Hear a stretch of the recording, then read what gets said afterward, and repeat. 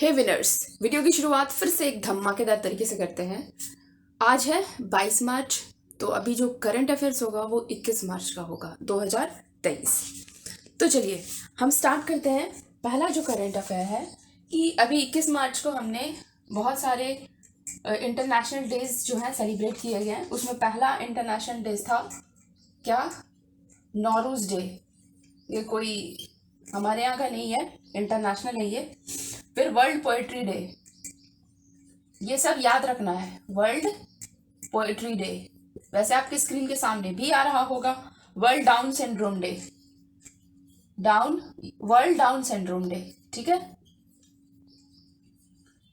ये सब 21 मार्च को सेलिब्रेट किया गया। International day for forest, forest के लिए भी, और ये सब इंटरनेशनल है, ठीक है।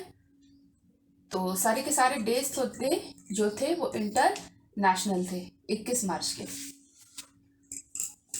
नेक्स्ट क्वेश्चन, नेक्स्ट जो है आपका करंट अफेयर्स कुछ इस तरीके से है कि जो जयंती चौहान जो है, जयंती चौहान जो कि डॉटर है रमेश चौहान की,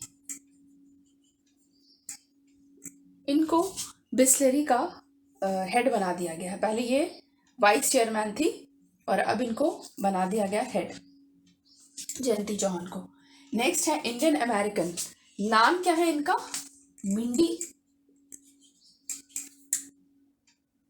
कालीन। मिंडी कालीन को नेशनल ह्यूमैनिटीज मेडल मिला है।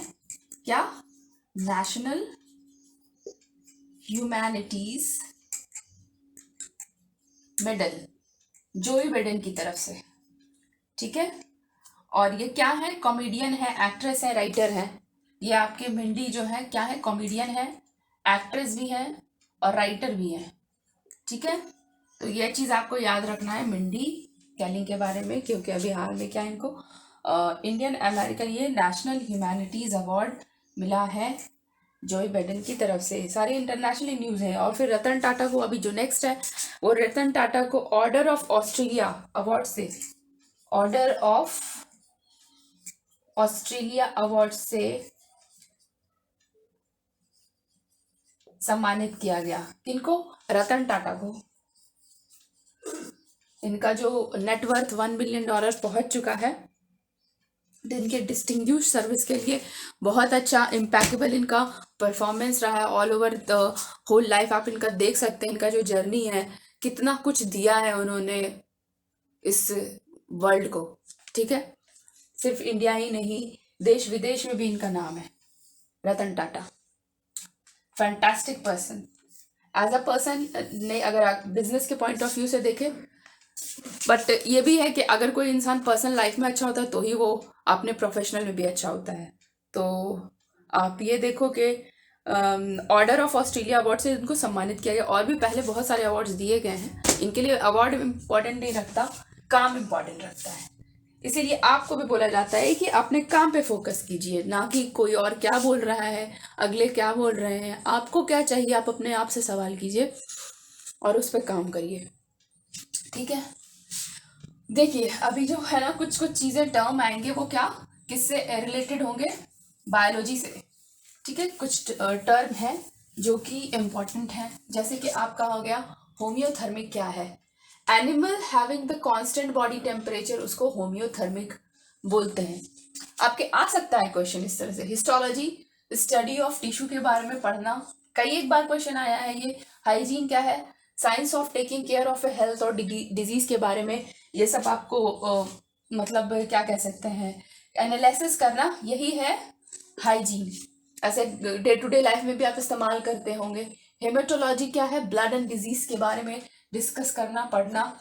नेक्स्ट आते हैं, देखो जब भी हम लास्ट टाइम सेल का के बारे में पढ़ रहे थे, उसमें कुछ कुछ ऐसे टर्म्स थे जिससे रिलेटेड बहुत क्वेश्चन पूछे जाते हैं। अब जैसे कि प्रोटोप्लाज्म, ये ना सेल मेम्ब्रेन में होता है, ठीक है। इनसाइड द प्लाज्मा मेम्ब्रेन या सेल मेम्ब्रेन में जा सकते हैं।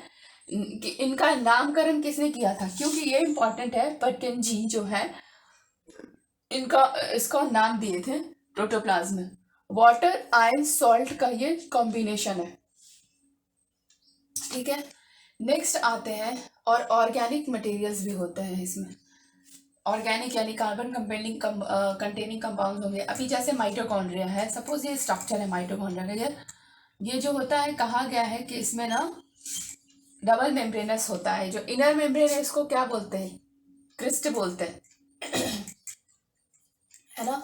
और ये फ्लूइड जो होता है अंदर में, उसको, इसमें एक फ्लूइड होता है, ठीक है। और इस फ्लूइड का नाम क्या है, मैट्रिक्स बोलते हैं। तो ये चीज़ें याद रखनी है कि इसमें एक फ्लूइड होता है, उसको मैट्रिक्स बोला जाता है। नेक्स्ट आते हैं कि रेस्पिरेटरी साइट है, एटीपी एनर्जी वाले साइट, जो एटीपी एक एनर्जी करेंसी है, ठीक है। ये सिंथेसिस करता है कौन, माइटोकॉन्ड्रिया। नेक्स्ट आते हैं राइबोसोम में। जब हम राइबोसोम की बात करते हैं तो ये ऐसा स्मॉल ग्रेन्यूल्स फॉर्म में होता है। अभी जैसे इंडोप्लाज्मिक रेटिकुलम हम लेते हैं अगर, ठीक है, अगर ये इसके ऊपर सरफेस पे रहता है ना, तो इसको रफ एंडोप्लाज्मिक रेटिकुलम बोल देते हैं। और ये ऐसे फ्री स्टेट में भी सेल में रहता है, ठीक है। क्या कहता है, मेड अप ऑफ किसका बना हुआ है, आरएनए का, प्रोटीन सिंथेसिस कर रहा है ये। और ये बना हुआ किसका होता है, आरएनए। आपको याद रखना है, क्यों, क्योंकि ऐसे क्वेश्चन पूछे जाते हैं एग्जाम में कि ना राइबोसोम किस चीज़ का बना होता है, क्या काम करता है। तो ये प्रोटीन सिंथेसिस का काम करता है, यहाँ पे लिख रखा है ऐसे, राइबोसोम प्रोटीन सिंथेसिस करता है। नेक्स्ट आते हैं लाइसोसोम है, इसमें हाइड्रोलाइटिक एंजाइम होता है, इंट्रासेल्यूलर डाइजेशन करता है, ठीक है। इंट्रासेल्यूलर डाइजेशन मतलब कि कई बार ऐसा होता है वो सेल को भी डाइजेस्ट कर जाता है, ठीक है।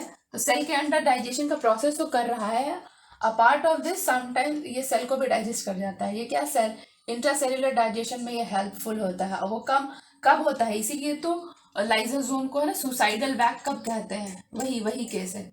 सुसाइडल वैग तब कहा जाता है जब ये सेल को डाइजेस्ट कर रहा है, ऐसा रेयर केस होता है, ठीक। अभी जैसे कि आई थिंक जब भी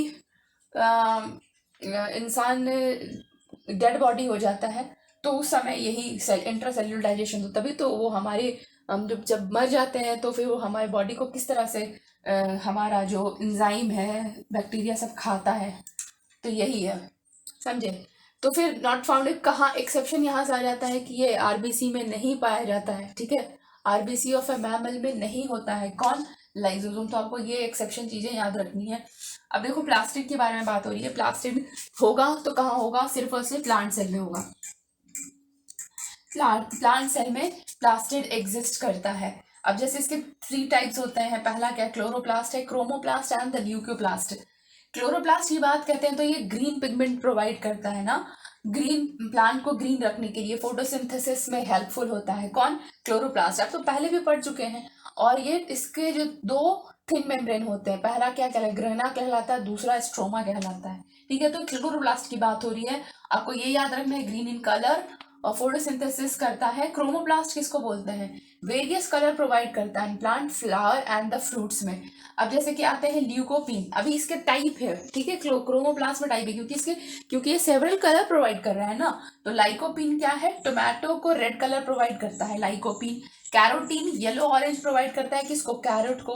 बीटानिन बीटरूट को प्रोवाइड करता है, बीटरूट का देखा ही कलर के एकदम रेड होता है, डार्क रेड, तो वो प्रोवाइड करता है कौन, बीटानिन। क्यों ये सब इंपॉर्टेंट है, आपके टर्म दे दिए जाते हैं वहाँ पे पेपर में, आपको ये स्ट्राइक तुरंत कर जाएगा कि बीटानिन किसके लिए था, बीटरूट कलर के लिए, कैरोटीन कैरेट के लिए, आपको कैरेट से इसको याद रखना है, ठीक है। बीटानिन को बीटरूट से याद रखना है। लाइकोपिन जो है वो टोमेटो के कलर के लिए हेल्पफुल है। ल्यूकोप्लास्ट क्या है, कलरलेस है, ठीक है, stores food in form of starch, fat और प्रोटीन कौन, क्या है, लाइकोप्लास्ट, एक सेकंड, ल्यूकोप्लास्ट, ठीक है। तो आज के लिए इतना ही रहेगा, जल्दी वीडियो लेकर आएंगे अगला। Okay, good luck, thank you.